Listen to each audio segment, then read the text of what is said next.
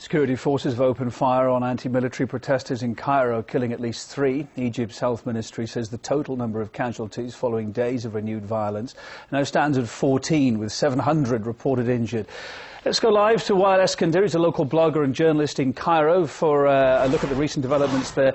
You're live on RT. I hope you can hear us. Thanks for being with us. My name's Kevin Owen. Egypt's two-thirds of the way through its long election process to replace the military government. We know that. Why aren't protesters allowing the democratic process to conclude and take its natural course? The demonstrators do not believe that the democratic process, as it's called, will really lead to democracy. They have no faith that the military will leave any kind of power, and they don't believe that everything has been fair so far, from the perspective of the military council at least. They've been very biased in how they've handled everything. And one such example is allowing a party like Al-Nour, which is based on a religion, to exist. The law clearly states that such a party should not exist, and yet the military has not done anything to uphold the law.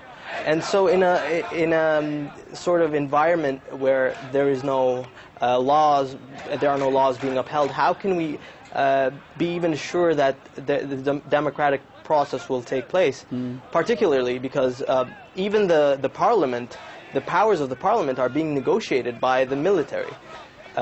So people are demonstrating because they don't believe that the military's control over every aspect will eventually lead to any sort of democracy. And well, it seems to be the view of a lot of our guests that we've talked to over the last couple of days as we bring our viewers the latest on this, but the same message seems to come back, that their view is that it's the military instigating the anger of the crowd, so then the military can turn around and say, hey, we need to be here long term to control this unruly mob.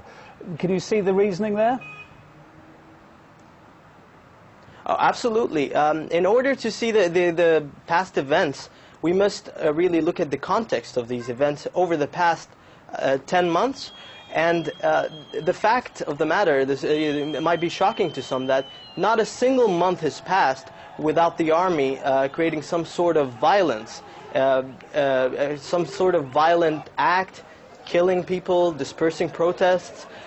They've been very consistent and systematic in their use of violence and instigation, and none of the events have been investigated at all. And so even if they promise to investigate these events, people have no faith at all that they will, particularly because there are so many reports that it's always the army that starts, it's always the army that instigates protesters, and they've been doing very provocative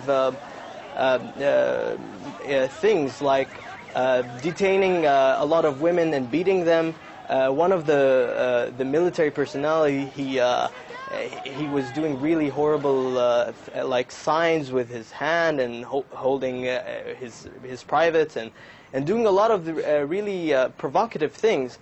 And as soon as things would calm down, they would really instigate the violence again. So I see the reasoning as absolutely correct. So even when the results does want this violence to continue, even when the results of the election are made known, what's going to happen then? As far as you see it, I gather, things aren't going to calm down. I don't think that things will calm down for a lot of reasons. We don't know what's going to happen after elections. Already there seems to have been a deal with the Islamists about the elections. But some people think that confrontation between the Islamists and the military is bound to happen. Some people think that they might have a deal. But in the very end, we don't expect that things will calm down, because the way things have been run in the country is really just like a mob running the country rather than a real government. So people will not allow criminal activities to govern them. They want the rule of law. Thanks for being on the programme. Wael Eskandar, local blogger and journalist, joining us on the line from Cairo there. We appreciate it.